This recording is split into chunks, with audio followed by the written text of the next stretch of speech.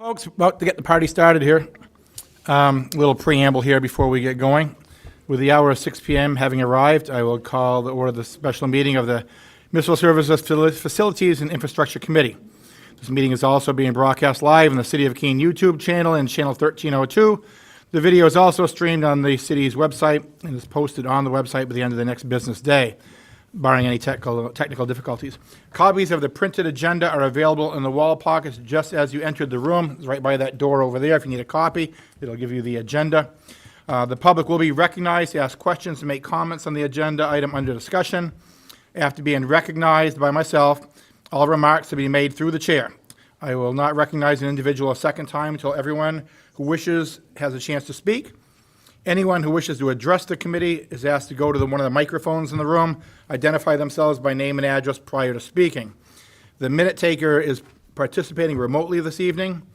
Committee members, please be sure to turn on your microphone when speaking. If the minute taker is unable to hear, they will ask that you speak louder or turn your microphones on. I will now call to order the special meeting of the Municipal Services, Facilities, and Infrastructure Committee, and 4 of us here. I declare a quorum. So, first item on the agenda is a letter from Joe Chaparro indicating, asking about safety issues associated with on-street parking on Church Street. Joe, if you'd like to come forward and either sit at one of the chairs or grab the microphone and just give us a little update.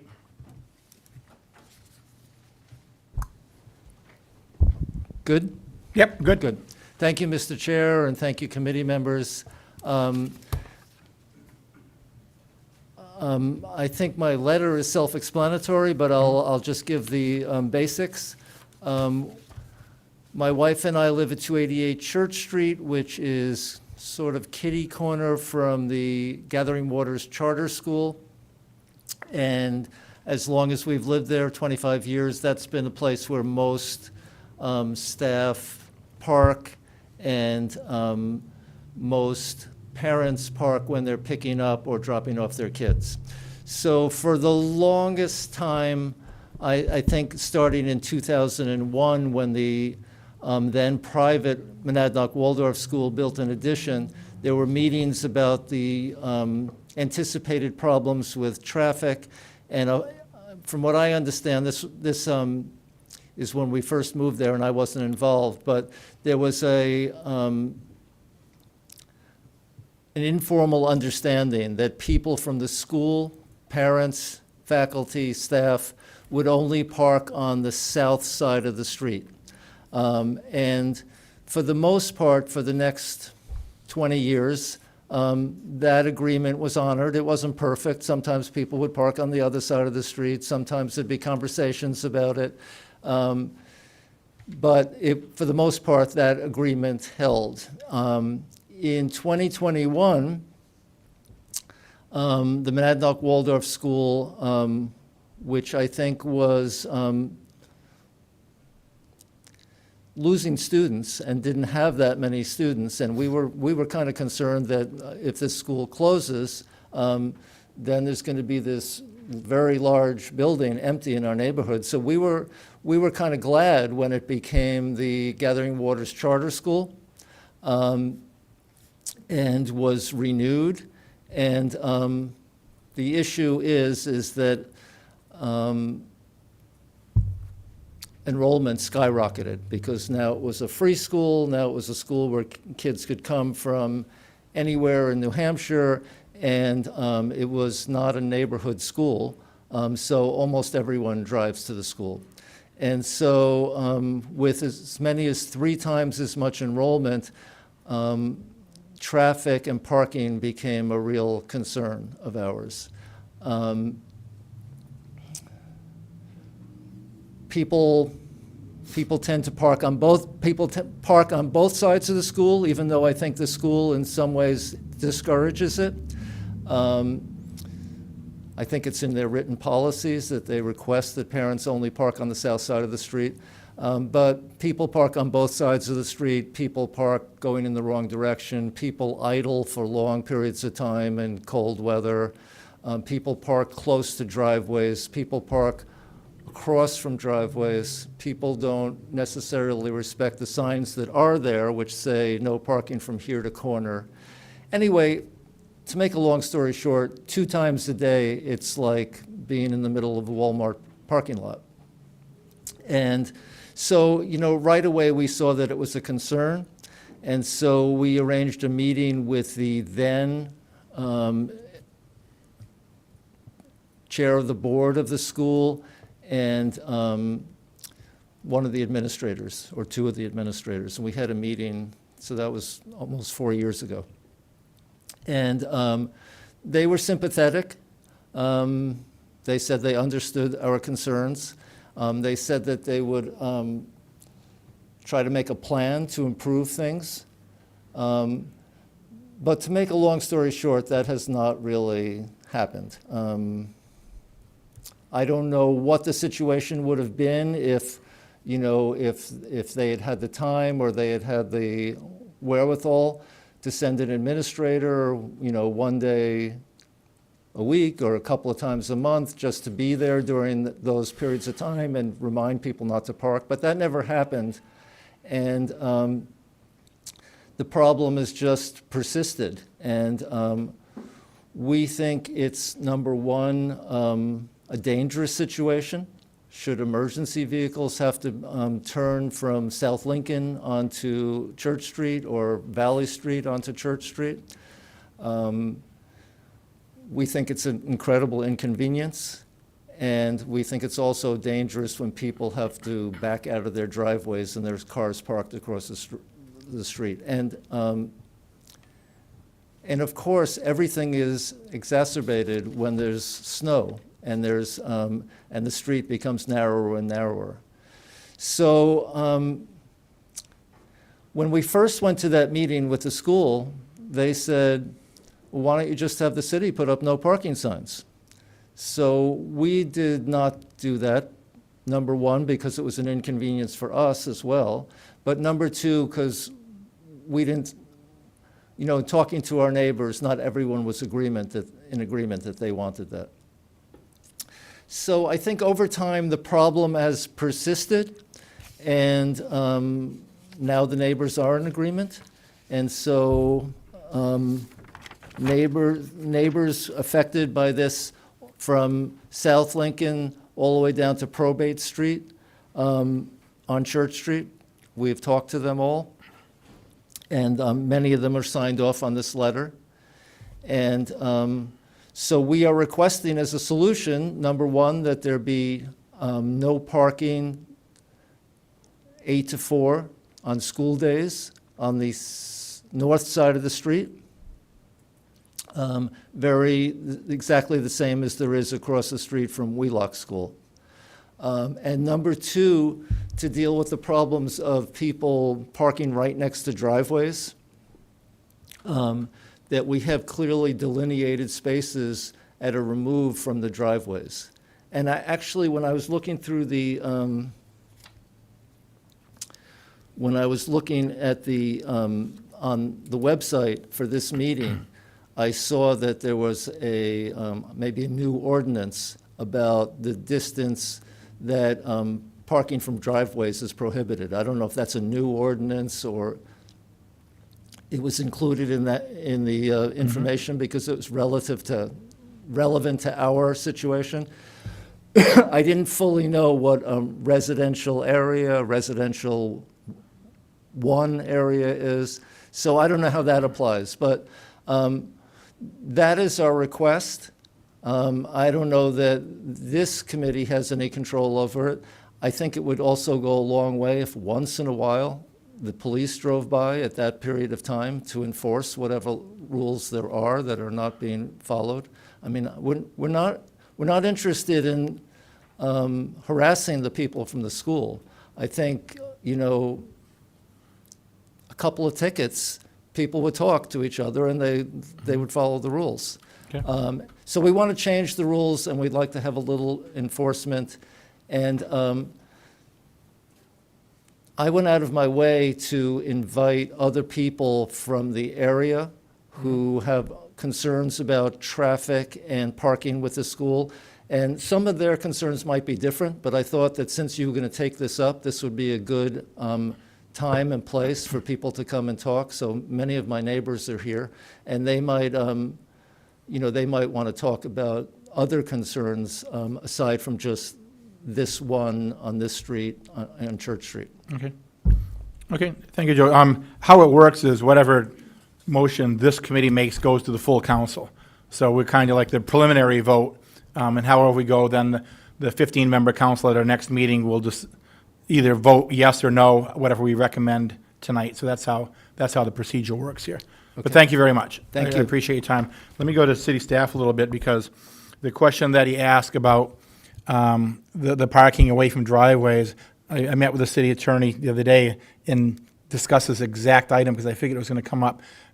Does this street, does the parking from driveways, is this included on the ordinance that we just passed? I don't believe this is, correct? Because this isn't in the same type of district that the ordinance we just passed was. Am I correct on that? As far as spaces from parking from a driveway? I hear the city manager saying yes. No, I But, don't think it is. no, okay. No, I know it's. So the ordinance that's coming forward is really going to apply to Washington Street and Court Right. Street. It does not apply to residential neighborhood Right. areas. I figured that, but I just wanted to get confirmation for our crowd. Okay. We have, obviously we have a couple of recommendations, as he just mentioned. At this point, is there any questions from the committee at this point? Go ahead. Thank you. So you had mentioned the idling, and I'm wondering if that is parents dropping off and picking up kids. And I was also wondering, you said twice a day. Is that, I'm assuming, school starting and getting out? Is that? Yes, so twice a day is people dropping their kids off and picking them up at the end of the school day. And, I can't speak for everybody. And if I was younger, my wife and I were younger and working, we probably wouldn't even know about this because we'd be gone and then come back afterwards. But we're not working anymore, and so we're home sometimes. And the situation with idling is that, sometimes people work from all different places now. So I don't know, that maybe they get there early and they're idling and they're talking on their phone, or maybe they've dropped their kids off and they have something. I don't really know why, but especially in cold weather, sometimes people are sitting out there idling, and I would say that there have been times when my wife or myself have suggested to people, I don't know if there's an ordinance about idling, but I imagine there is. But maybe you could not sit in your car with your car running, or maybe you could move a little bit away from the driveway. And sometimes people are very polite and cooperative, but there's a fair amount of time when people are not, which is kind of disturbing, to tell you the truth. You good? Good. Good. He's in the first. Yeah, thank you, Mr. Chair. This is kind of a follow-up to Councilor Tobin's question, just knowing that we have a couple different options in front of us as a committee about how to move forward and wanting to get a clearer picture of what the issue actually is. Is the issue that in the morning and then in the afternoon, early evening, this is a challenge, or are faculty and staff members parking there essentially as overflow parking from the parking lot during the day, and so the street is taken up with that parking all day? Well, we're talking about the two sides of the street. So the agreement that's been ongoing for a long time is that it's okay for people to park on the south side of the street. I got that right? South side of the street. Generally speaking, the south side of the street, people will be parked all day long because that's the faculty. I don't think there's any or very little parking at the school itself, and South Lincoln doesn't lend itself to parking. So frequently there'll be people on the south side of the street. But sometimes when people are not honoring that agreement, there'll be people on the north side of the street as well. Good. But the big problem happens during drop-off and pickup.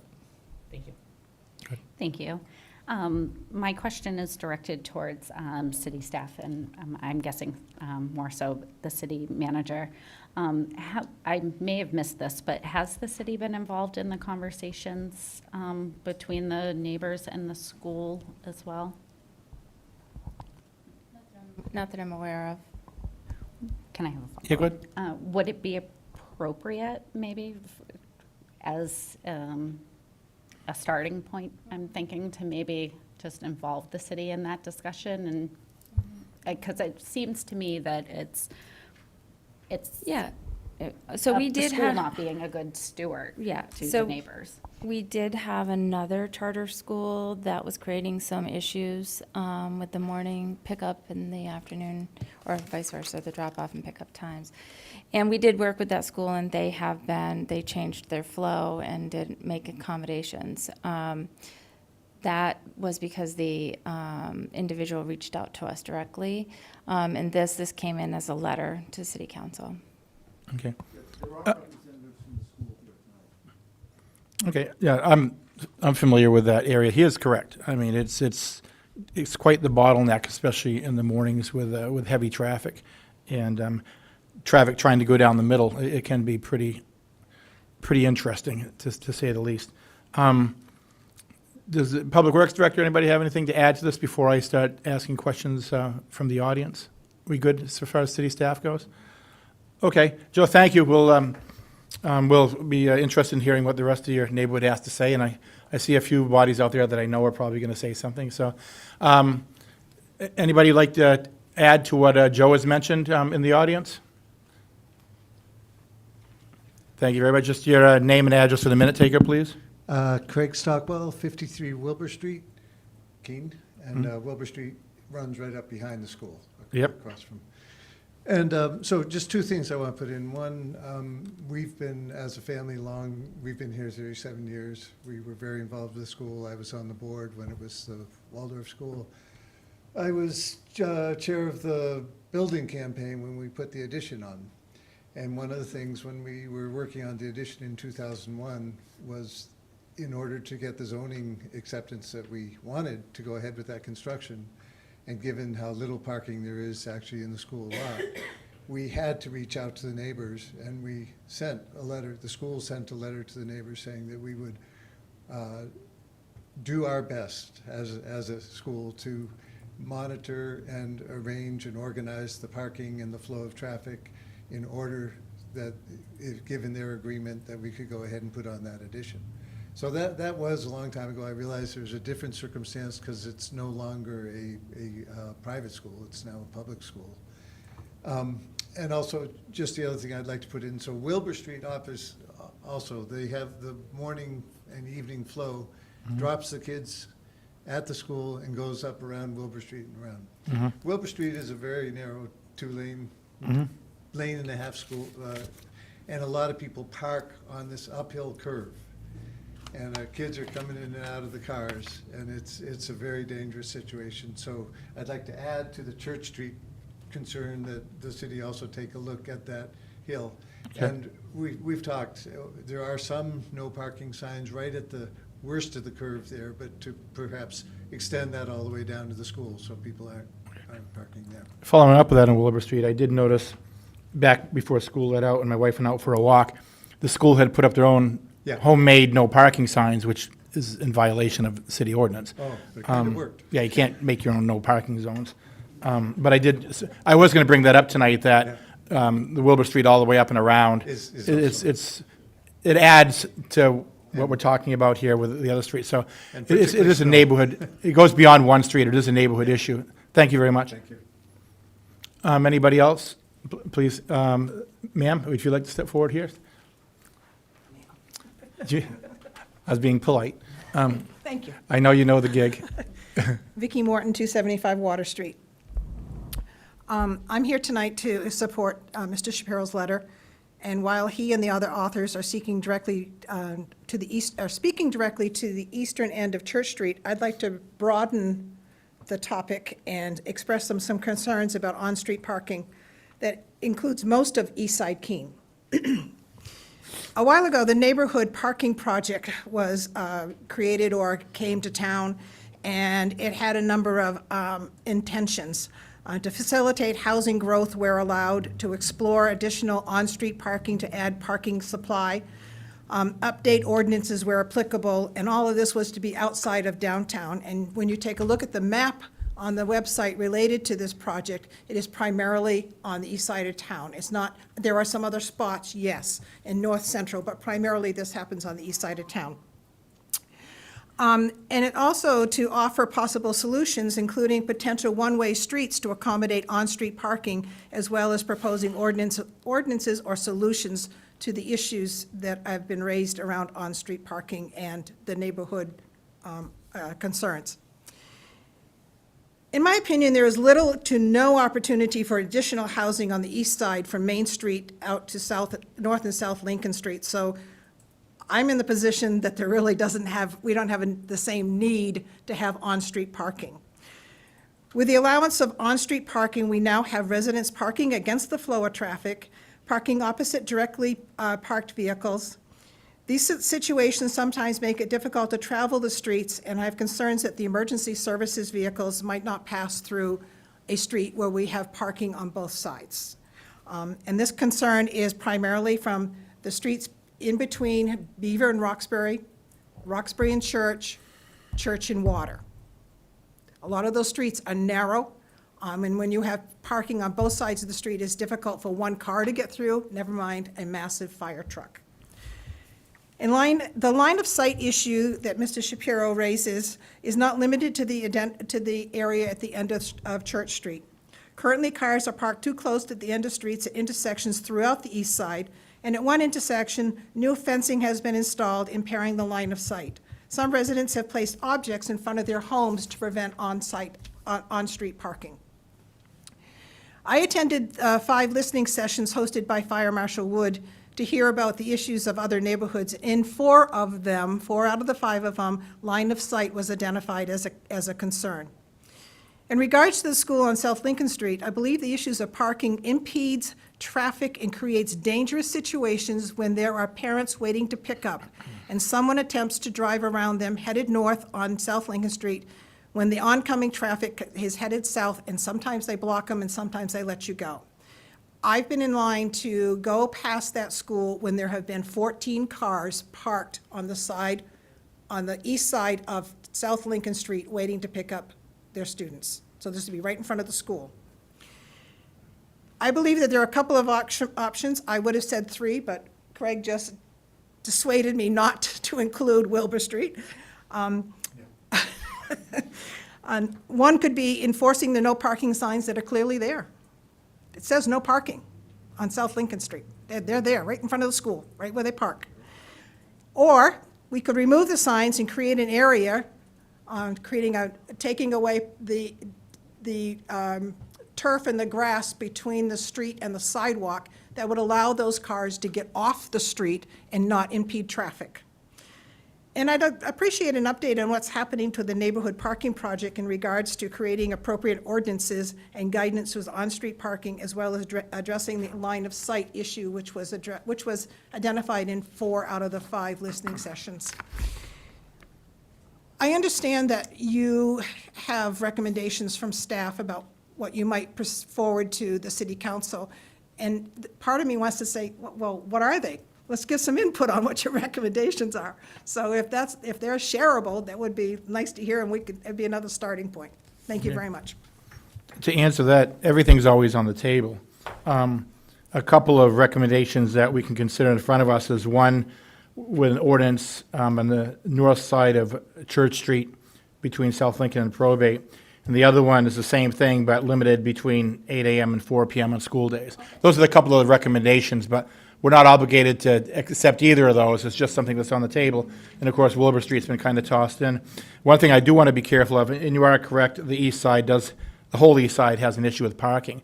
But I want to try to compartmentalize the school part of it and try to deal with that part first. If we take on too big of a project, been here long enough to realize, nothing gets done quick, and I'd like to see something get done fairly rapidly with the school situation and then address the larger problem as a whole for the east side.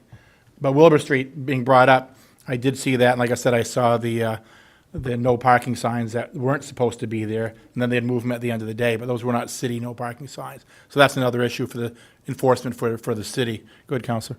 Yeah, thank you, Mr. Chairman. Third, all the comments about Wilbur when I'm there every year for the craft fair that they have around the holidays. It's a nightmare to try and creep up around that corner and try and find parking when that's not a one-way, right? So can be challenging. I do want a little bit of clarification around so I've heard that there are the no parking here to corner signs. It sounds like Ms. Morton was saying there are the no parking signs altogether. So I'm just looking for a little bit of clarification on what the existing condition is there, because it doesn't sound from Mr. Shapiro's letter like there's a parking ban there.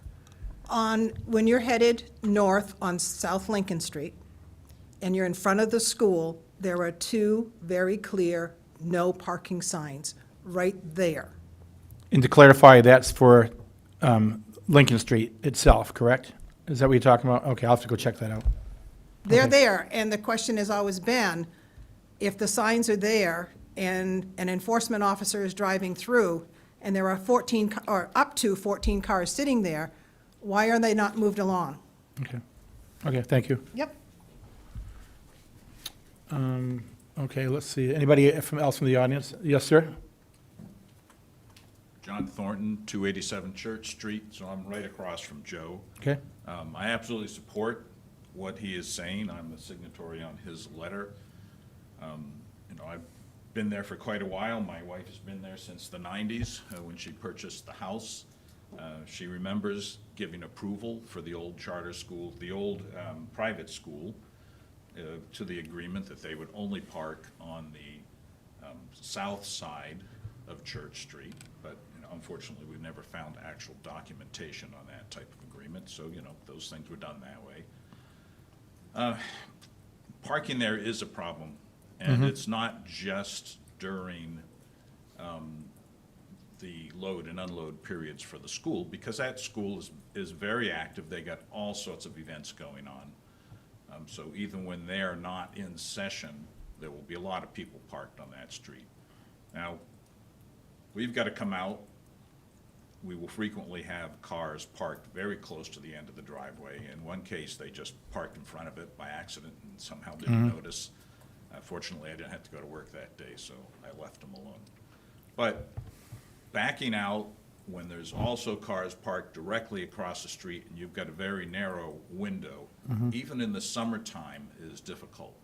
But in the wintertime, the road narrows by, I don't know, probably 3 to 5 feet. And it's almost impossible. If we did not back into our driveway to begin with, I think with the Explorer, we probably wouldn't be able to back out. We couldn't see. So I'm in favor of an offset from the end of the driveway. I don't know how, just a simple line, something. I don't know how the city would do that. But there's another problem, and it's not just on Church Street, on Upper Church Street. That parking extends around to Valley Street, too. So the traffic is much, much heavier now with the charter school than it was with the old private school. So you frequently see people parked on Valley and further down Church Street. And one of the things that's happening with this higher traffic is they tend to, people want to pull as much off the road as they can. So they pull a little bit onto the grass, and that kills the grass. So now that's dirt. So now they pull a little bit further onto the grass, and this continues.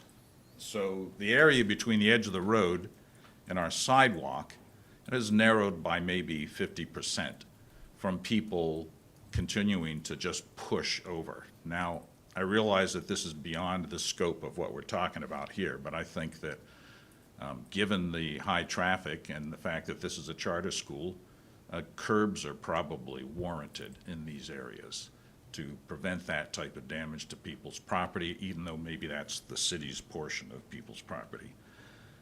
In addition, the sidewalk there from Valley Street up to South Lincoln Street on the south side, it's a bit of a mess. It's a blacktop sidewalk, a lot of dips, a lot of cracks. They recently patched a couple of the deeper dips, but you've got all these students going back and forth, and particularly in the winter, that's a bit of a liability. You get up right near South Lincoln, and, the sidewalk slopes quite a bit. It's dangerous when it's icy in the winter. So again, beyond the scope of what we're just talking about here to fix the parking, but that's something else that should be looked at. I think it's a liability to the city to have that many children and parents going back there, particularly in the winter, in a potentially unsafe condition on that sidewalk. Okay. Thank you. So I think Any that's, questions? that's all I got to say. Okay, thank you, sir.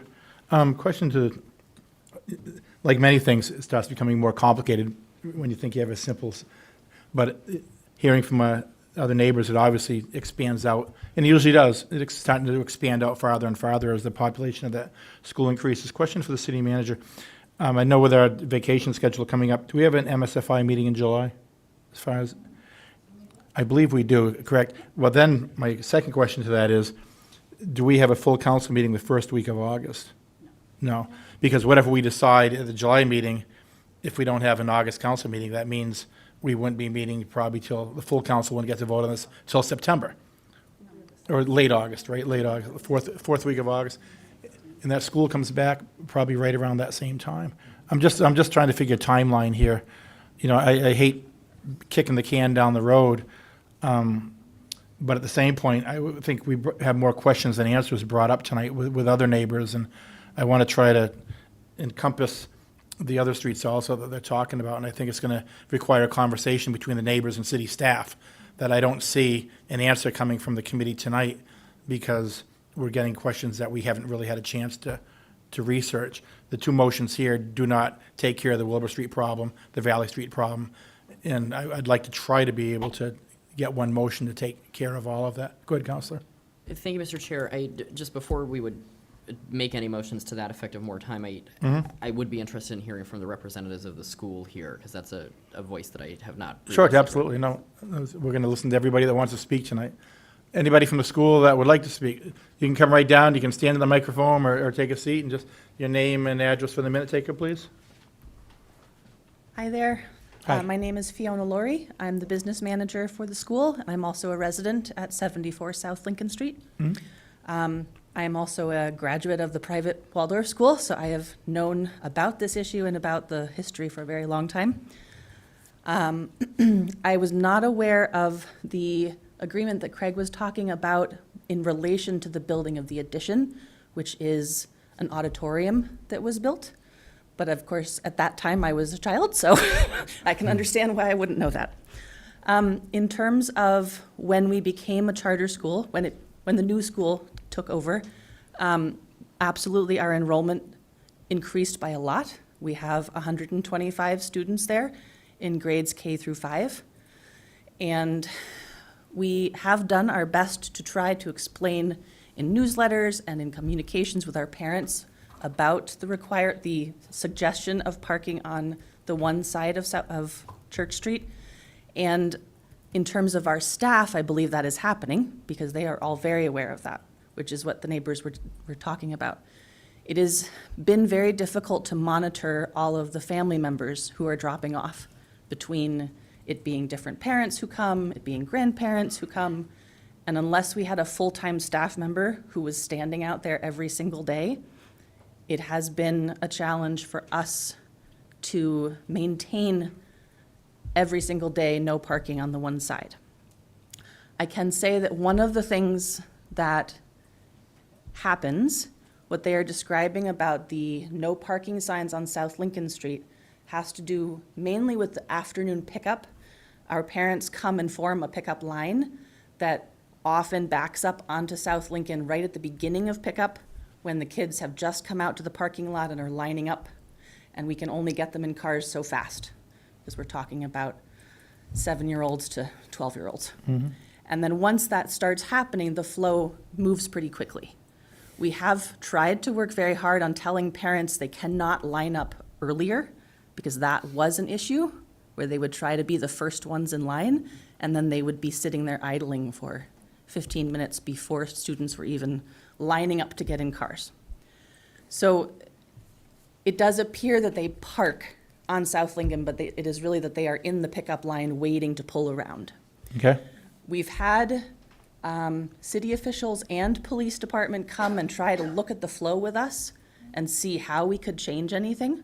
And it is a very tricky conversation to figure out what we could do that's different. When it was the private school, they had the pickup line go into the parking lot and circle around and then go back out onto South Lincoln Street. That is not something that works really well with our amount of students, because we need the parking lot in order for the students to line up and be able to be put in cars as quickly as possible. The pickup process in the afternoon lasts about 12 minutes. I've timed it. On a rough day, it'll go more like 15 to 20. But on a good day, 11 to 12 minutes, we've got them all out and it disappears. But that brief window is definitely a traffic jam, and it is exacerbated a lot by people who use South Lincoln Street to cut through, and people who get very upset that there are cars in their way.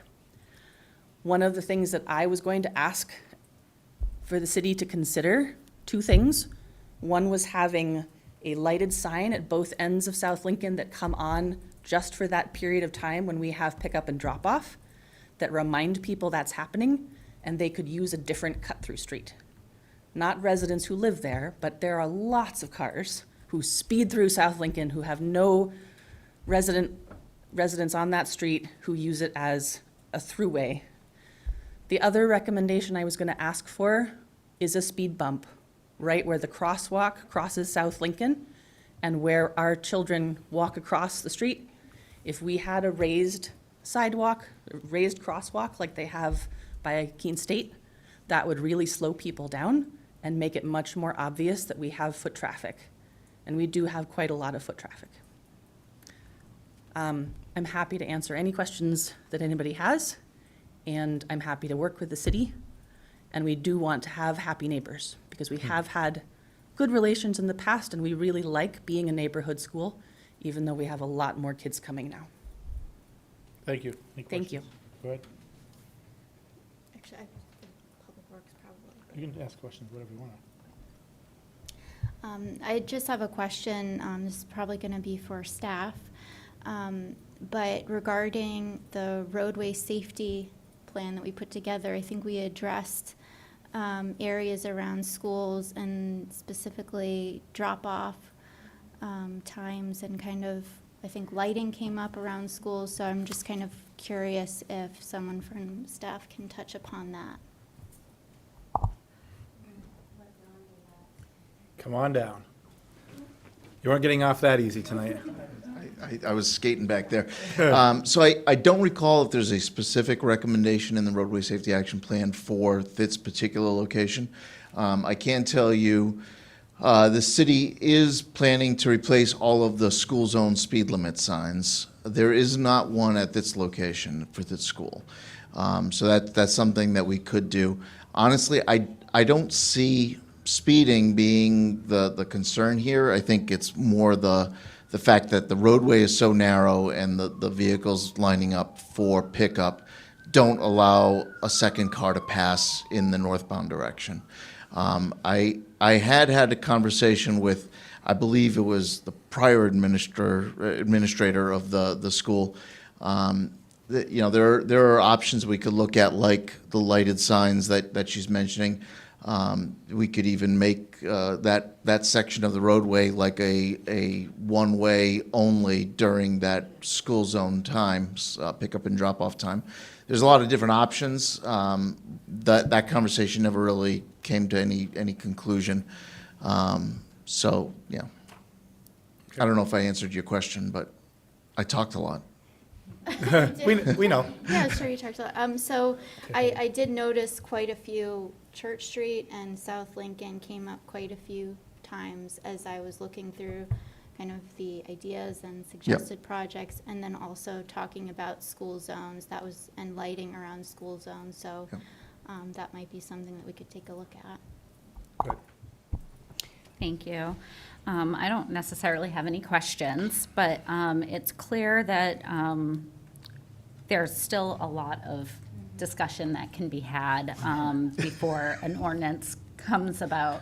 And I want to thank both the petitioner and the representative from the school, because those suggestions add to that discussion to make it a more fruitful conversation, and I'm just interested in where that goes. But speaking, we've now, I think I mentioned this at our last, two MSFI meetings ago. We're getting a lot of communications in about our speeding. And I actually just had a very long Facebook rant that I typed up, but then did not post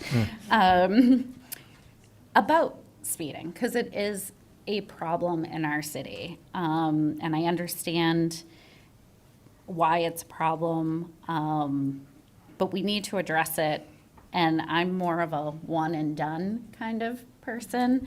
And I just think we really, really have to look at those recommendations from the listening sessions, the data that we already have, and really start to implement some major changes all throughout the city so that we're not doing this by piecemeal. Mr. Chair, if I may? You may. Yeah, You may. I'd love, You are. thank you. I'd love to address that. Little off topic for, the agenda tonight, but as part of the recent budget, the council did approve a supplemental request for, you may recall, we talked a while ago during at the end of the East Keene speed study that we did about the sort of big data solutions. And that supplemental request was approved. So as of July 1st, we are going to be contracting with one of those service providers. So what that'll give us is the ability to basically do almost near instantaneous speed studies. If you call me up and say, hey, we've got a complaint about speed on South Lincoln Street, I can immediately access the data that's already existing in the cloud. Now, it's not as specific and detailed as going out and putting a measuring device on the road and measuring it for 2 weeks. It's based on like a statistical analysis of people's cell phones and Tesla's data collection and all that. That said, I think it's a really good data set that will be able to give you answers to those questions much more quickly and with a lot less staff time and resources. So, Thank you. And- City Manager? And you are preparing a grant application to bring forward recommendations that came out of the road safety study. correct. That's actually going to be submitted tomorrow. It's the sort of the implementation step for the grant that we got to do the action plan. And that'll include a bunch of different safety recommendations all throughout the city. Okay, thank you. Anybody else from the audience? Yes, sir. Hello, my name is Matthew Burritt, and I live at 369 Roxbury Street. I am Okay. the assistant principal of Gathering Waters, and I just wanted to make a few comments. And that is, first of all, the Gathering Waters very much wants to have a harmonious relationship with our neighbors. It is in our handbook for our faculty and staff to not park on the north side of Church Street. Our literature defines the agreement that has been in existence for many, many years. And second of all, we have actually two campuses. Our upper school is on Washington Street, and there was also quite a challenge with parent drop-off and pickup during that, and we did all we could and changed our parking flow to make that work so that the parents moved around the building in a different way, and I think that's resolved the problem. So I just want to make the point that we want to be good neighbors, and we are actively looking for solutions to this. It's not like the school is trying to avoid this, but we do have an issue, as been outlined, that there's narrow streets. We have students who cross Lincoln Street on the designated paths that also block traffic because we have the law that pedestrians have the right of way. And Wilbur Street and Church Street and Lincoln Street, it is a problem for that quarter hour or half hour of time. And so we're open as a school to come up with solutions. I think some of those have been mentioned. I don't need to say it again. Thank you. Thank you. Questions? Go ahead. Okay, anybody else, public, would like to speak? Yes, ma'am.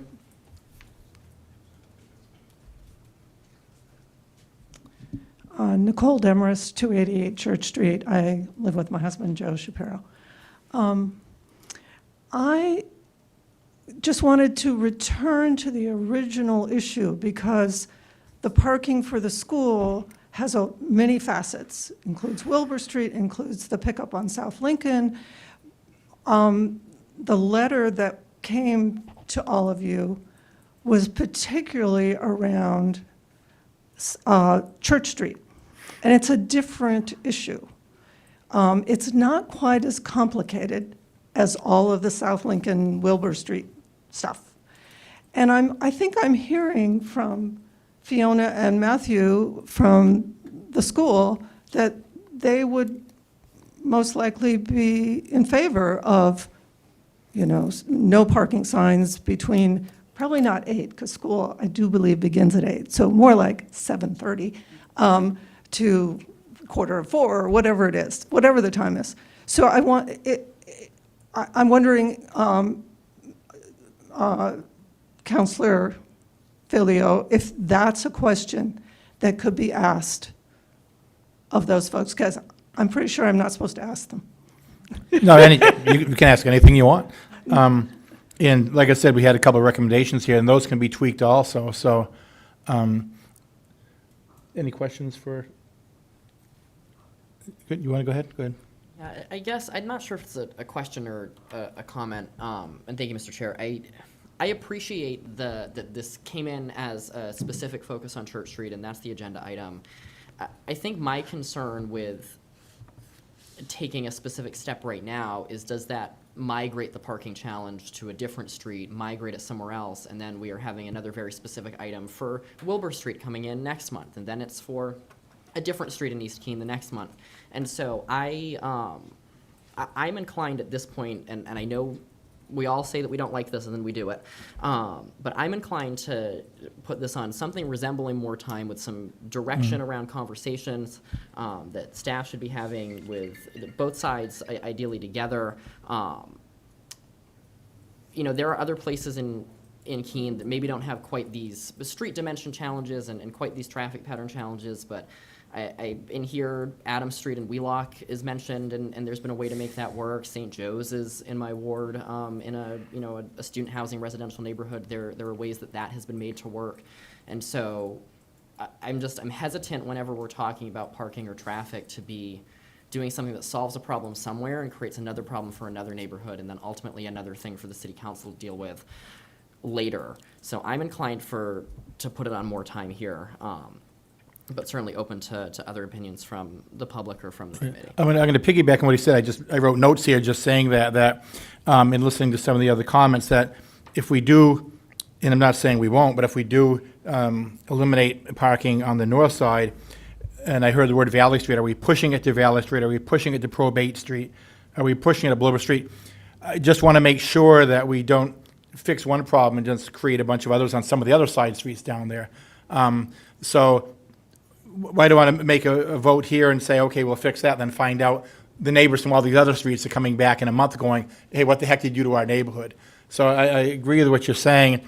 And it happens a lot. What turns into a simple request winds up being a little bit more complicated. But this one is, and unfortunately it's because of the success of the school getting more and more students, which more and more staff. Success sometimes creates problems, but we can get through it. I would be more inclined to put this on more time to allow your neighborhood, Joe wrote the letter, and you can be in touch with all your neighbors And I'm sure the city manager has nothing more to do than she would love to take care of this, right? But I mean, yeah, it's a problem that's going to take a little bit more than an ordinance tonight, that's all. So are you saying that the folks that live on these streets around the areas where there is difficulties with the school parking would be involved with the city and perhaps also staff members from the school, and that there would be some kind of meetings with possible solutions coming out of that? Absolutely. And You're right. Just like tonight, we've had a conversation, and we heard things that we didn't think we were going to hear that obviously we can't address tonight. So that's exactly it. And it'd be setting up time with the city manager and staff and getting back to you. And like I said, Joe is the letter writer, the petitioner, so it'd be directed to him, and then he could direct it to those of you that are interested, and it'd go through the city manager. City manager would get staff involved, and then we put this on more time, they get back to us next month at our next meeting, and by then have some kind of a resolution that hopefully works fair for everybody. And then, once again, then this committee would make the recommendation to the full city council. So- Sounds, okay. Okay. I think I understand. Thank you. Okay, anybody have any more pertinent questions? Okay. I see you in the back down there. Remember, we said pertinent questions. Pertinent, yes, pertinent. Ed Haas, 114 Jordan Road. We've got some, good-hearted people here in the neighborhood, good-hearted people with the school. It's great to see you guys here tonight. This is a solution that a small group of neighborhood and school to get together within the confines of a group we already have, the East King Neighborhood Group. We can create a subcommittee to come up with some specific solutions that will address our concerns. And it's up to MSFI to address the corresponding concerns that go on beyond that neighborhood, but we'll try to think about it. But if we can work together to put together a small group to come up with some specific recommendations that we're all comfortable with, I think we can do that. Sorry, I'm supposed Not a to problem. look at him. I'll look at you guys at the same time. Thank you So for- we'll talk outside on that. Thank you. Thank you for your recommendation. I don't think I'm going to go recommend that route. I think I'm going to recommend that we do what we said and put it on more time and have the neighbors through Joe get together with the city manager and come up with a solution in the next 30 days. Is there any further comments from the audience? Please come forward. My name is Nancy. I've lived on 287 Church Street for Okay. almost 30 years now. Okay. I was there when the school built the auditorium in 2000. And I was also there actually, approving parking on the north side, or excuse me, the south side of the street.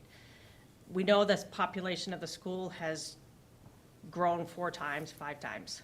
The issues that we have or concerns are erosion to the street and the curb, emergency vehicles accessing our homes, fire, police, ambulance.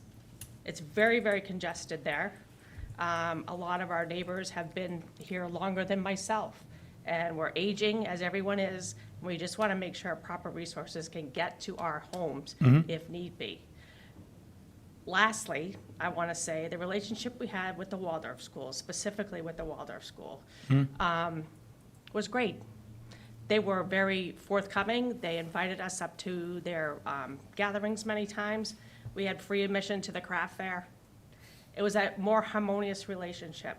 The parents of the Clearwater schools are much more privileged, I think, to park on our lawns, to park in our driveways, to obstruct where we need to get to in the mornings. They're down Hardy Court, they're down Valley Street, they litter. We weren't aware there was contact, so I appreciate Fiona and Matt being here today. I want there to be a school in the neighborhood. That's not the question. The question is, we need to do more in terms of communicating with these parents who feel it's a privilege to drop trash on our lawn, feel it's a privilege to park in front of our driveway, erode the grass we're trying to build, upset our neighbors who are also experiencing similar things. I don't mean to get so emotional. It's been a day. It's been a day Right. for me at work. But I want the school there. The school very much resembles my school in Nashua. That is on a very busy street in Nashua, and that area has grown exponentially. This won't. where we are situated, this school is situated, it won't do that. And I appreciate your time tonight, and thank you. Thank you. Okay. Any further comments from the audience? Joe? Thank you for indulging me and letting me speak again. I'll make it very Pleasure. short. I'm fully in favor of the process that was suggested where people get together who are interested parties, the school, people on Church Street, if there's, people on Wilbur Street. So I'm fully in favor of that process.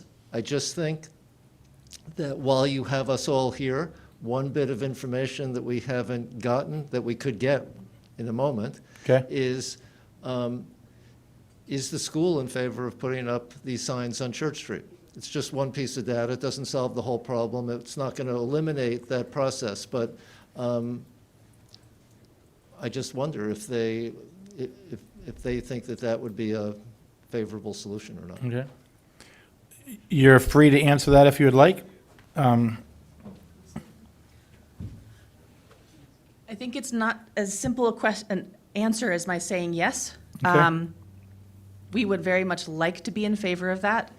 I think as Jacob was saying, part of the issue is what is it going to kick the can down the road for? Our faculty and staff would absolutely be fine with there being no parking on the one side. The issue it will cause by doing that is where the pickup and drop-off families park instead.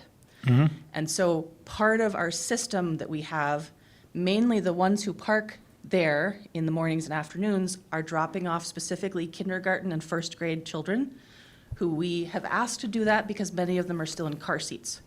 And so having them go through the car line is much more difficult of getting a kid in and out of the car with a car seat involved, and often they also have smaller siblings in the car. So if we could figure out a solution that helps both of those situations, we are totally in favor. Okay. Because we do not need the one side of the street parking for the majority of the day. Right. But that period of pickup and drop off, if our parents can't park on that other side, they will end up in the car line and it will probably wrap all the way over to Water Street, and then you'll be hearing from Water Street residents. Okay. So that is my only response to that, of a yes, and? Okay. Thank you very much. You have a comment? Yes, Mr. Chairman.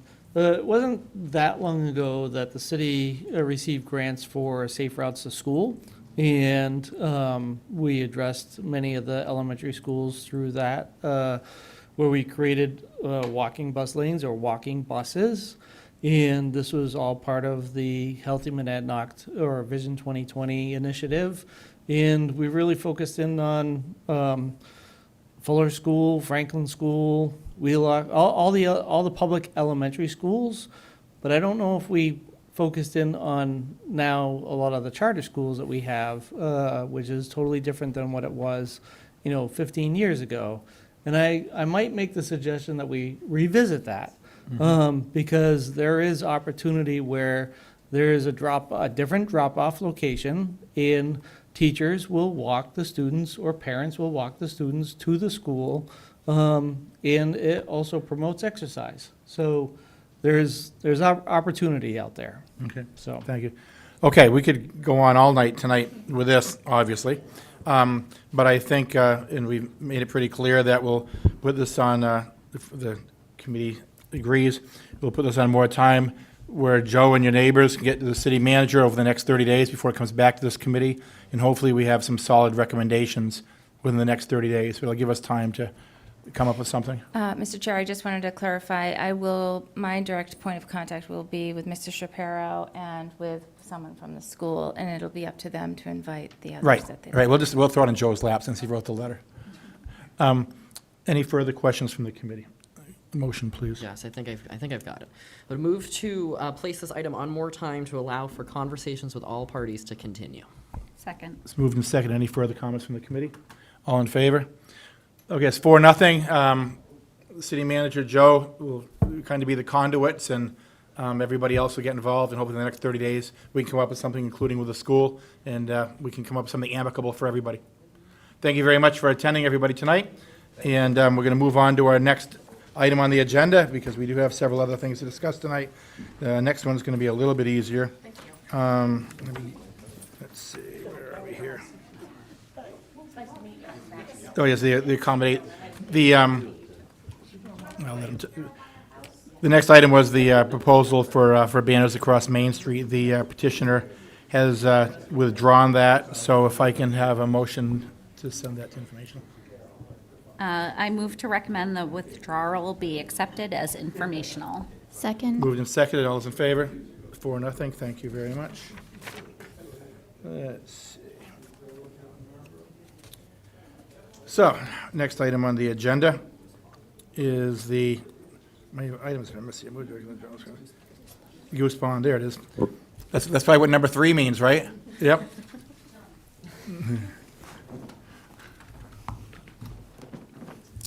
How are we doing tonight? We're doing well. Thank you very much. Good. Thanks for the green button. Cariffus, Tennessee Parks and Recreation. Brian Roth, City Engineer. Okay. We are very excited to bring forward something that's been a long time wish list item at Goose Pond and making it a reality at no cost to the city.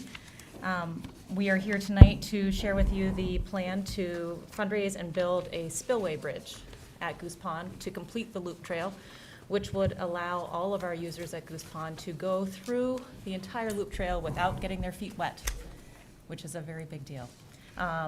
Not only does the traffic moving away from the concrete spillway help all of the pieces of wood that tend to travel down into the spillway itself and into the water runoff, people have used logs, branches, twigs, trying to make their own types of bridges to try to cross. So we hope to eliminate that. We would also be improving the trail network because this isn't happening right at the mouth of the spillway. It's actually happening about 84 feet past the spillway into the woods. And I can show you pictures of what the spillway looks like right now. So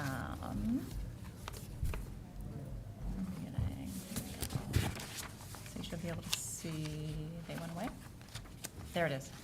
Okay, so this is from the mouth of the spillway looking down towards, you can see there is a little bit of a log jam down there.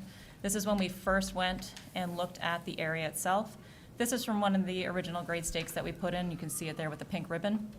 That's roughly 84 feet beyond the spillway so that we'd be able to move across in a much shorter length, shorter bridge span than the spillway itself. These pictures were just taken this morning. It's beautiful up there. If you haven't had a chance to get up there so far this spring, summer, please do. But you can see the grade stake in the foreground moving right across, and you can see the mouth of the spillway up towards the left side of the screen. Again, you can see the grade stake on the left side of the screen there. So you can really see what the idea is for the bridge and the location on the Goose Pond Loop Trail itself. I would also like to be able to show you what the renderings look like for the bridge itself. And I've pulled up the PDF that's on the screen. So I'm hoping that our tech will be able to help us out and show this part of the screen. Happy to answer any questions you have in the meantime. Yes? Good. Thank you, Mr. Chair. Big fan of Goose Pond. Always happy to see continued work going on there. There was a period when I first moved to Keene where it was actually really hard to get around Goose Pond, and the team has done a good job of clearing up that trail and making it traversable. My question is that when we put this bridge in, I know that the idea is to increase the amount of foot traffic that would be going over the bridge as opposed to walking through the spillway. Will it still be an option for people to be walking through the spillway, or is the idea Yes. to, okay. Yep, we will not take that option away. The idea would be to have an alternate option, though, because I think, in the interest of public safety, it's hard to gauge sometimes those water flows, and so you'd have a path that's always clear, essentially. Another question? I have a question. When you say plan to fundraise, you want to explain that a little bit? Sure. The Goose Pond Stewardship Committee is really actively engaged with community endeavors, and the plan for fundraising is actually coming out of that subcommittee of the Conservation Commission. Okay. Thank you very much. You're welcome. Wait. This is just a quick comment. I know exactly what you're talking about because I walked through that water on Sunday. So, and I was looking for a way around and there wasn't. So I'm excited. I can even show you, that's what it would look like when it's spanning the actual spillway Cool. water runoff. Any further questions from the committee? Okay, thank you very much. Motion for information. Move to accept the plans to fundraise and build a path bridge to cross Gooseway Pond Spillway be accepted as informational. Second. Moving and seconded. Further comments from the committee? All those in favor? 4-0. Thank you very much. You may. I just want to make sure that's what you wanted, is just an informational update. Just an And informational then you'll update. come back later, once you've raised the money, and ask for it to be accepted so you could execute it. Yes. Okay, good. Thank you. All on the same page? Good. Happy family. Okay, that's number 4 here. Okay. Public Works Director. Come on down. I'm filling in for the Public Works Director. Oh, stay back there then. For the record, Brian Ruff, City Engineer. This next agenda item is a culmination of over a year of engineering work, preliminary engineering. In 2022, with the city's knife gate in our Martel Court pump station failed. That failure shed the light on the vulnerability of our existing existing wastewater collection system. We built into the CIP in fiscal year 22 a detailed inspection and analysis of the pipe. We put that out for RFQ and selected Wright Pierce to do that work, execute that project. We also received, as part of that, congressional directed spending to assist with the project costs. Kevin from Wright Pierce is here. He'll go into more detail of the results of the analysis and the recommendations. Essentially, all wastewater collection in the city of Keene gets directed to the Martel Court pump station, which then extends 2 miles by a single force main with no redundancies to the city's wastewater treatment plant. I've made the joke before, but I'm pretty serious about it. Is arguably one of the largest, most important assets to the city. Without it, it would take about 30 minutes before we're discharging wastewater into the river. So as part of this assessment, we wanted to determine 2 things, both how much time we had with the current condition of the force main and what corrective actions could be recommended based on that. So with that said, I'll stop talking and hand it over to Kevin, who's the project manager with Wright Pierce. Thank you, Brian. Appreciate it. Can you hear me? Yep. Excellent. So I'll run you through a PowerPoint up here on the side of the screen here. Kind of a quick graphic on the front here is one of the pits we opened along the force main. So brief overview, as Brian just mentioned, we'll discuss the service area, just kind of reiterate, it's really important, is the whole city that flows to this one pipeline. Kind of emergency response plan, which was an earlier piece of the program that led to this project. The valve failure, which Brian just mentioned. And then in 2024, we did internal inspections, which then led to this past year doing the external inspections. We did an alternatives analysis, and then we have some recommendations. So again, just diving into the service area, it's the whole city, so it's basically 100 miles of pipe, roughly 2,000 manholes, including parts of town of Marlboro. The station itself typically sees about 3 million gallons of flow a day, 6 million gallons design flow, and then the peak flow is 21 million gallons of flow. The pipeline we inspected is 30-inch ductile iron main. It's about 2 miles long. Again, it's kind of a graphical view, right? So everything on the top left, all those blue are all the pipelines that flow to this one pipeline. Again, there's no redundancy. And then the orange line on the graphic on the right is the alignment that the force main goes to the treatment plant. The history of the program, back in, I believe, like 2022, the city had hired Wright Pierce to do a emergency response plan and pump station evaluations for all stations in the city. It also included a rough force main screening technology. So that program looked at each pump station, and then specifically this force main had some high-level screening ideas to kind of provide funding for the next phase. Kind of the big picture of the funding recommendations were, there's 2 main ways to inspect the pipeline, the inside of the pipe and the outside of the pipe. So this program we recommended for the city included both internal and external. The costs in this graphic generally as you go down the table, become quite a bit more expensive. So like sonar inspections, roughly 10 grand. Coupons are, 60 to 70 grand for the coupon, but then you pay for bypass pumping, which might be $250,000 for a project this size. In this program, we recommended the acoustic inspection, which is a sphere that can go in the force main. It allows the force main to stay active, and it basically can go down the pipeline, identify areas where gas is stuck in the pipeline, which might be a higher vulnerability area. It also identifies the area where gas may be leaking out of the pipeline, which is identification of a potential problem. It's a question you could ask as you go, it's fine. Do you want me to hold for questions? Or? Yeah, go ahead. Just a quick question as I look at this. So just so I'm understanding, because as I see the graphic, as we go down, the cost goes down, and that doesn't sound like what you're saying. No, cost goes up, sorry. Okay. All right. Good. To make sure a plus sign on there, sorry, but yeah, cost decreases as you go down the page. Thank you. Yep. The Smart Pig is identified as one of the recommendations for the future phase of this project. And then similarly on this page, so it's the external inspections. We recommended the items in blue for this program,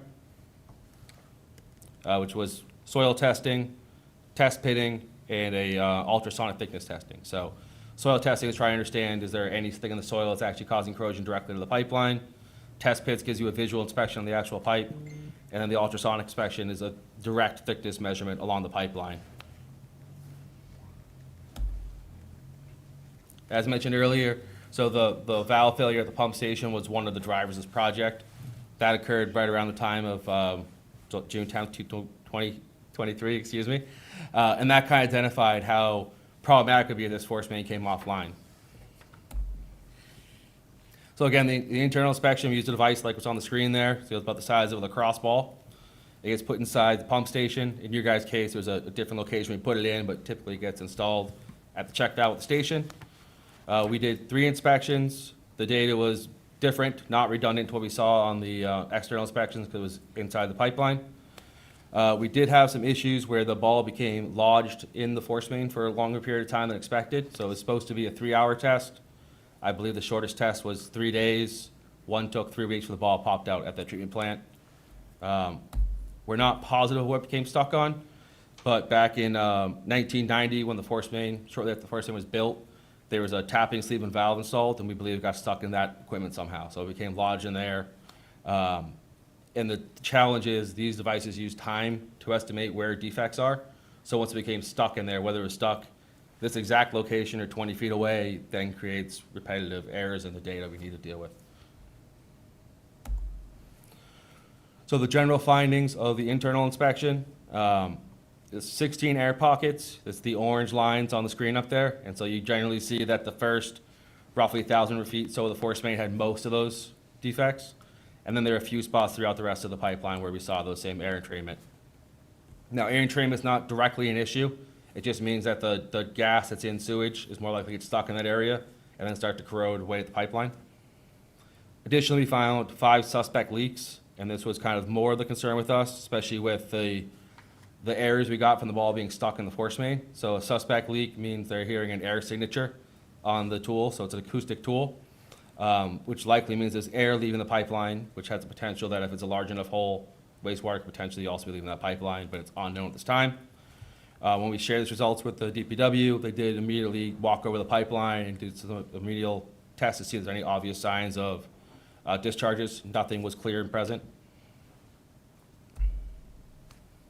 That was kind of the internal inspection program that then led to the external program. So the external program, like I said, included 3 main items. There was some general, the entire continuous length of the pipeline, rated soil testing. And then there was discrete testing of soil testing, again, directly in our excavation pits. There was pipe wall thickness testing directly in our excavation pits, both total wall thickness and pitting. So pitting is areas where you can see a indent on the outside of the pipe. Review of the results on that. So you'll see kind of in the graphic on the right here, it's the bottom right graphic. You see they identified like D1, E1, E2, et cetera, around the pipe. So basically did a 1 foot by 1 foot grid all down the pipe for the whole length of the pipe. So where we saw was there's a significant amount of moderate corrosion, which would be expected for a pipeline of this age. The pipe's roughly 50 years old. Most wastewater pipelines that last 50 to 75 years. So we saw quite a bit of areas with 12.5% of wall thickness loss. Again, that's kind of moderate. The worst single 1 foot by 1 foot area we saw, though, was significant. That was a 24% wall thickness loss. Pitting was very minor, and from the visual inspection, almost all the corrosion appeared to be not on the outside, so expectation it's all internal corrosion. Additionally, a much cheaper investigation is the air release structures and drain structures along the force main where there's access to them. We also, though there's limited access, you'll see there's only 8 or so inspections of these pipes versus the 70 you're seeing in the previous ones. We also had our consultant inspect these pipes, again, for wall thickness loss.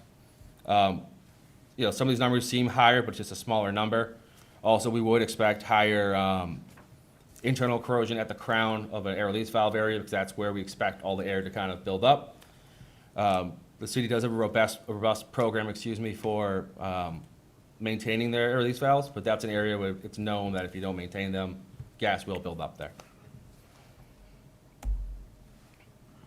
So some of the key information, test pit 1, which was closest to the treatment plant, had the highest single level of corrosion.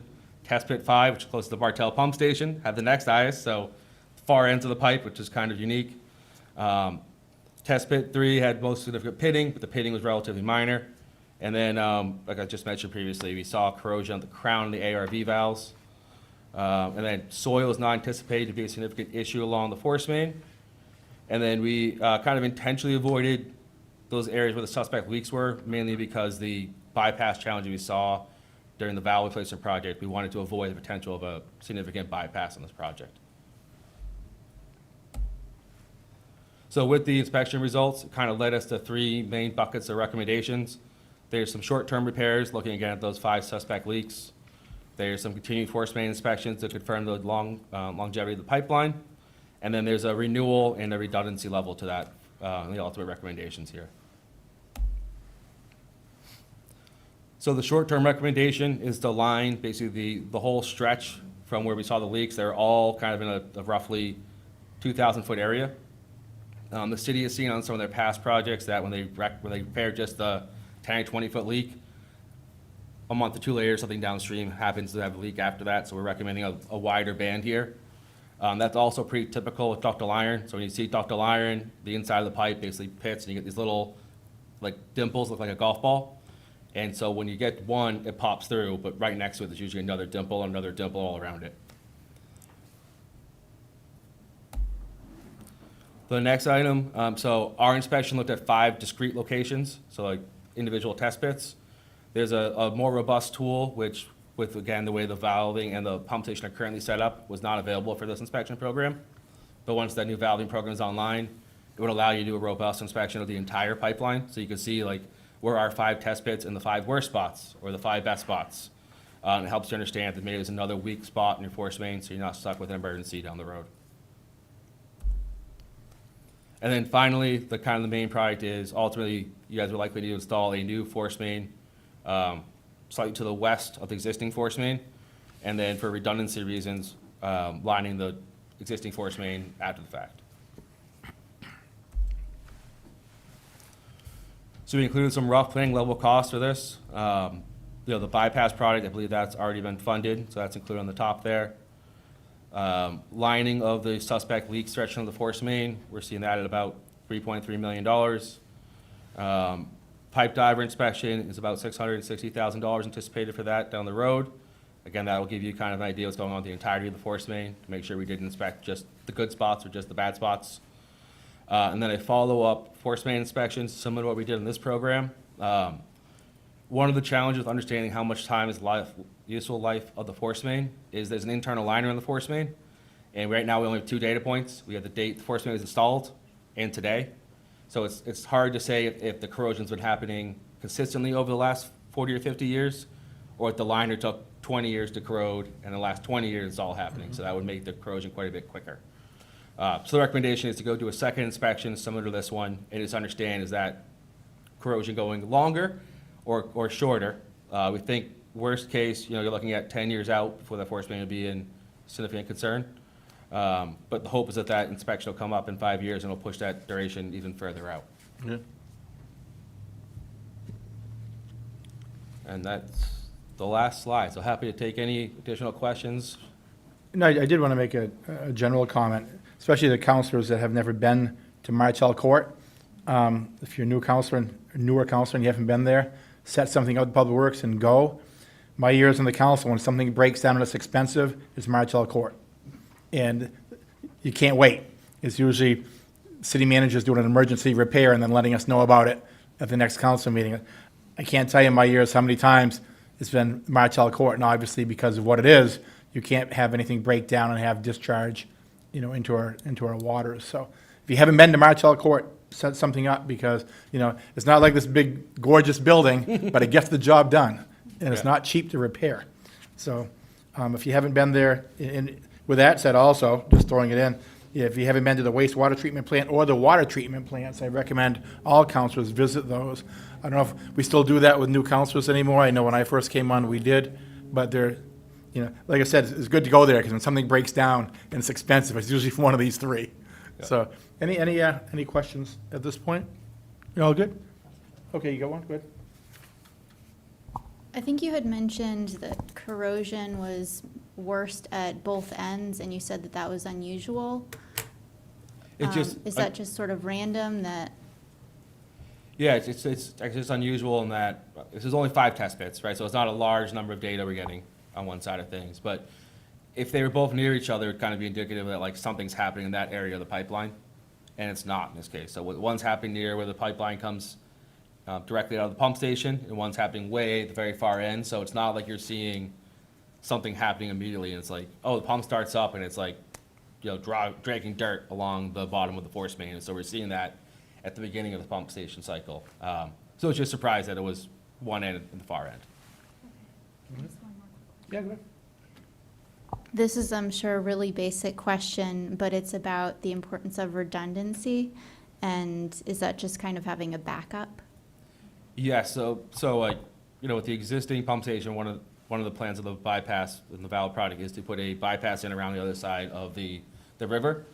As part of this project, we had quite a bit of time put into a bypass plan, because if something did go wrong, we had people set up. The mechanism to bypass across a river there was quite a bit of effort put into it during the previous phase. We were trying to look at how to bypass and keep on the other side of the river, which is a very expensive process also. With the force main of this size, it's relatively important to have some way to have redundancy, as you said, to take that timeline off of being a few hours when you needed something fixed, or a few minutes potentially needing something fixed, to maybe days or something, if a way to bypass around it. Okay, further comments? Okay, whose motion is that? I think it's yours. I move to recommend that the presentation on the Martell Court force main evaluation be accepted as informational. Second. Moved and seconded. Further comments from the committee? All those in favor? 4-0. Thank you. Public you. Works Director is going to give us an update on downtown infrastructure. Come on down, but I'm going to take a 1-minute recess. I'll be right back.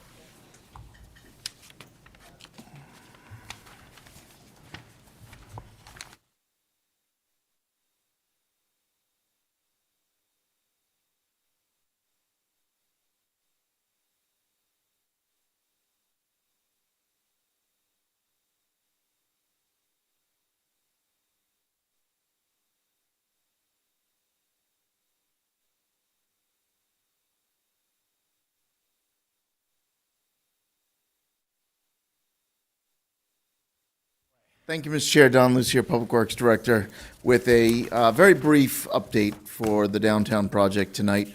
Probably the most interesting news this month. Our project ombudsman has started. He's officially on board. Spent a couple of weeks, and when I say a couple of weeks, he's working like 10 hours a week right now. But he spent the first couple weeks basically going through the plans, going through the project history, reviewing all of the documentation of how we got to the point where we're at. So he has that sort of history and background and understands where things got, where they're at. He also participated last week. We did about a 3-hour walk through the downtown with the consulting team, basically with the plans in hand and just taking one final look and just double checking everything, making sure that we thought through everything. And we did find some things like, oh, we kind of didn't think about how we're going to do that. So, those sorts of things were caught, and that was a good use of time, I think. But George did join us for that and got to know the design team and actually met a couple of the shop owners while we were walking about, so I thought that was great. Next, he's actually off this week. Unfortunately, whenever you hire a new employee, guaranteed they've got a vacation planned. I don't know how that works out, but it always seems to be the case. So this was his pre-planned vacation, so we're going to give him a pass. He'll be here next month to meet with you all. But next week, when he's back from his vacation, he'll start walking around the downtown, introducing himself to the business owners and the property owners that are down there, and basically just creating that relationship, getting that started. Other news, last 2 weeks ago, we received the last of the permits that we need for this project. Because of the size of the project, we fell under what's called a alteration of terrain permit. Basically, it's a way that DES regulates projects that disturb over 100,000 square feet of earth. And it's basically they're looking to make sure that we're not creating a big erosion control problem or, damaging stormwater or, discharging mud into the local rivers and that sort of thing. So we had to go through that process. We got that permit a couple weeks ago. So that's a check box that's been checked. We have the draft final bid documents on our desks right now. I know Brian met with the water sewer team to review all of the utilities today. He'll spend a couple of hours going through them with the highway team in the next week or so. Basically just really down in the weeds and making all the final checks right now. Met with the Rotary Club actually a couple weeks ago. Maybe that was last week.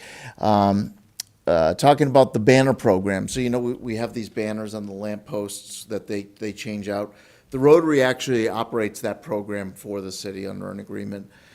So we're talking about things like, well, is the hardware that you're using now worth saving, or should we replace it? Do you need to make changes? How many banners do you want to have in the new program? That sort of thing.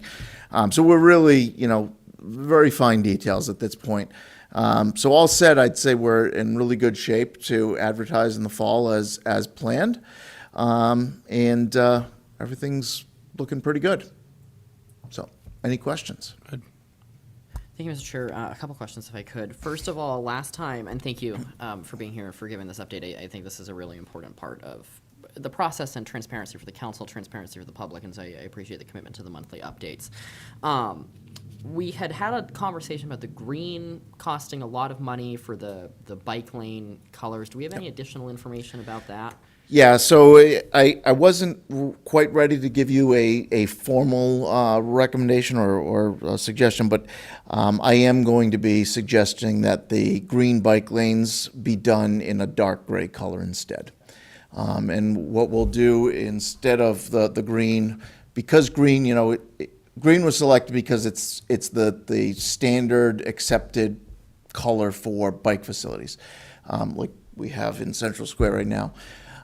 Instead, what we're going to propose is every couple hundred feet, we're going to have a green box painted onto the sidewalk, onto the bike lane with the bike symbol, to make it very clear to folks that that's the bike lane. But it was just, we could not find a more cost-effective alternative to making green concrete. It's really outrageously expensive. So that's going to be the compromise. Have a second. Good. So this may be a question for the city manager. Well, I guess the the Public Works Director would know as well. I don't remember from the position description who this position reports to. And the reason that I ask is because typically, like I think of higher education, which is the background I'm coming from, when you have an ombuds position, that is typically reporting right up to the president's office. Because of the potential for needing to mediate conflicts between folks at lower levels of the organization. Is this reporting to the Public Works Director? Yeah, formally, it's reporting to the Public Works Director at this point. I kind of see my role as being that mediator between the construction team, which is really managed by the city engineer. So that the consultant that will have the inspectors overseeing the work, the consultant that did the design, that's Brian's role. My role in this is going to be to try to make those two sides play together. So you've got the ombudsman that represents the community and the tenants and whatnot, and the city engineer that really represents having to get this job constructed, and I have to bridge that with the advice and consent of the manager. Thank you. And then just a final question. This was around the time last year, Mr. Chair, when we had heard back about our grant application. Do we have any idea of a timeline on that? I know things are a little bit in flux. I was really hoping that they'd make that announcement a little bit early. It hasn't been announced as of today. That's for the large build grant you're talking about. So that has not been announced. The notice of funding opportunity that announced the grant gave a deadline of making that announcement the 28th of the month. So by Friday afternoon, we're supposed to know, but unfortunately, I don't have any news for you tonight. Thank you. Go ahead. However. There's always a however. Yeah, we did learn today that the grant application, or the application that we put into Senator Shaheen's office for the downtown project, which is specifically for sidewalks and bike lanes and lights, has moved forward. It is on the list for $2.8 million, just over. Yep. So congressionally directed, yes. Well, that's good news. It is great Moving news. forward. Just a question, because I know the public's been asking a little bit. I had a couple of questions tonight. When are we sending it out for bid? So we're looking at like late September to mid-October in that time frame. We haven't set a specific date yet. Okay. Good. Well, now they know. Any further questions? No? We're all good? Okay. Motion, please. I move to recommend the verbal update on the downtown infrastructure project be accepted as informational. Second. Moved and seconded. Any further comments? All those in favor? 4-0. Thank you very much. Appreciate Thank you, Mr. it. Chair. And doesn't look like you're moving anywhere too quickly, so it looks like you're on deck for the ordinance for proximity to driveways. Yes, Coming back so to this us. is the follow-up to our many discussions about Right. parking on Court Street and Washington Street. So when we last met, we talked about drafting an ordinance that would restrict parking within 10 feet of a driveway in non-residential zones. And my suggestion is going to be that we clarify the current ordinance, which just says close to a driveway. And yeah, I would really like to have that nailed down to define what close to means. So the ordinance that you have in your agenda packet tonight would define or replace close to with 5 feet for any residential zone and within 10 feet of a driveway in all other zones. So at your tables tonight, you'll see a graphic. It's not very pretty, but it's just a simple, quick graphic I created. So the areas shown in pink are the non-residential zones that this would apply to. Now, the manager mentioned earlier, this really is looking at Court and Washington first and foremost. Once Marlborough Street is finally reconstructed, which hopefully will be soon, I think it would apply to that area as well. But if you look at the map, the areas where it looks like a lot of the city is in that non-residential zone. Most of that is going to be rural zones or conservation zones in terms of just land mass. Most of the areas that we're looking at being applicable really doesn't use or have on-street parking to any real extent. So I think it is really fair to say that this primarily is still focused on the court in Washington, Marlborough Street. So that's that. But it does define 5 feet for residential zones, which is all of the areas shown in yellow. Earlier tonight we talked about Church Street. Church Street, the area of Church Street that we're talking about is one of those residential zones. So that would be a 5-foot setback for that area. Okay, good. Questions? Go ahead. Thank you, Mr. Chair. Quick question for you, Don. We always talk about enforcement and whether or not ordinances can be enforced. Can you just, for the public and for the minute taker, just explain how you envision this being enforceable? So the authority to enforce parking restrictions is with the police department. And it's certainly not the case that they can't enforce any parking prohibitions that the city has. It's really a matter, I think, and I hate to speak for the chief, but I'd say it's a matter of priority and staffing, right? And I don't know that that's going to be their highest priority, or really, honestly, the highest best use of their time always. We can certainly put up signs, and they're enforceable, and in the majority of cases, I think people, if they know the rules, will follow them. Good. Follow for that? Yeah. So thank you for that explanation. So basically, if there is a place of concern, someone, a bystander, would notify the police, and then they could take it up that way as well. Yeah, I think they would probably say that they respond, or they enforce parking restrictions the same way Public Works enforces things like roadway obstructions or sidewalk obstructions. We don't have staff to patrol the streets and look for people that are blocking a roadway. But if somebody calls us and says, hey, there's a construction vehicle parked on the roadway, we send somebody out and we tell them to move along. Thank you. Good. Thank you, Mr. Chairman. The 5 feet, if I'm recalling correctly from previous meetings, that's just codifying what's a current practice. Is that correct Exactly, in those that's right, zones? yeah. So this isn't. We've sort of informally used that as a rule of thumb. It just wasn't defined properly. So a quick follow-up, just again, for the viewing public, I think we've seen tonight that parking tends to generate a lot of interest in the community. We won't be losing parking in residential zones because of this, correct? No, this wouldn't change anything in residential zones beyond what we're doing today. It would change the setback in those non-residential zones, and really where it applies is the Court Street, Washington Street, those areas. Thank you. Will the no parking zones be marked differently, have different markings on the street?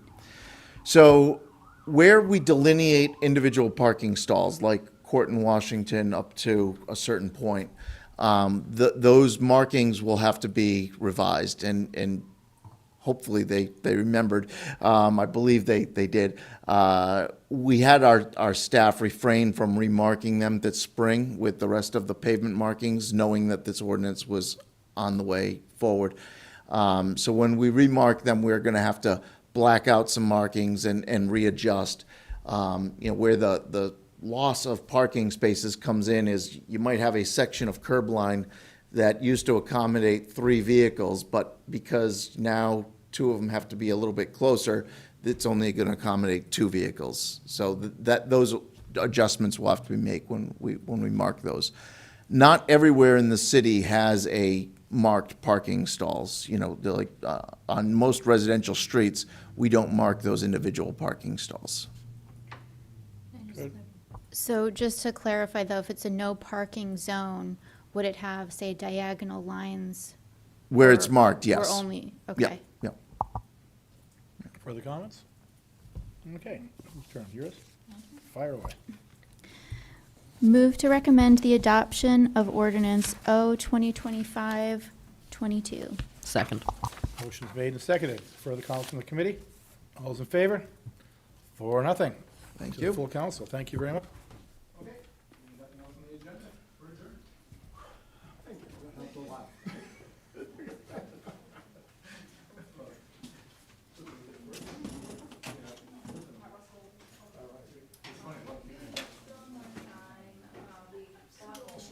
Somewhere, somehow.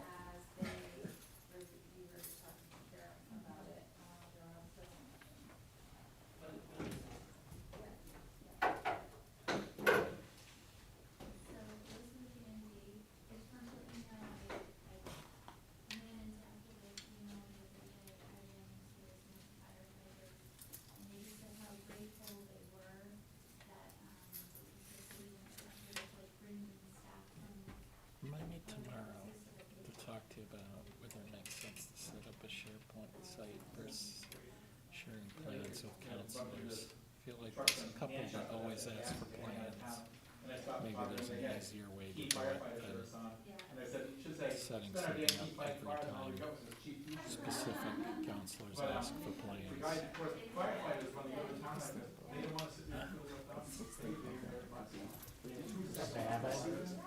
Two med lights.